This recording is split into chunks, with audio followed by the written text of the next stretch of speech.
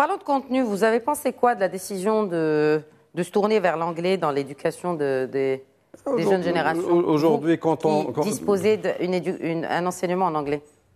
L'anglais, c'est la langue internationale. C'est pas la langue américaine. Mais est-ce qu'il suffit de mettre l'anglais pour justement paraître international? Et tout ce dont vous avez parlé, ce sont des choses qui sont basiques, c'est-à-dire le contenu. Déjà, alors après, le moyen ou la langue avec laquelle on le transmet, ce serait presque un détail. Je mets le mot détail entre guillemets, mais il faut d'abord s'atteler et s'attaquer au dur qui est le contenu. Comment on dispose cet enseignement, à savoir les enseignants.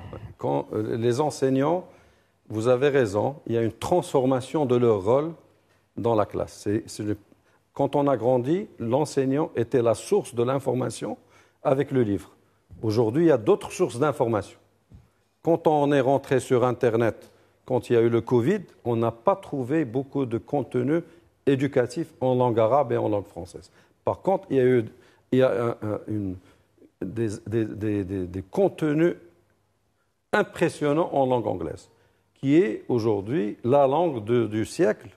Donc aujourd'hui, au lieu qu'on va réinventer la roue et qu'on va traduire et qu'on va faire un grand effort, au moins pour les matières scientifiques, au moins pour les matières technologiques, au moins pour les matières dont on a besoin pour évoluer notre pays, on peut se reposer sur une langue qui est internationale, qui va faciliter aux professeurs, qui va faciliter aux écoles, qui va faciliter, et c'est ce qui se passe aujourd'hui.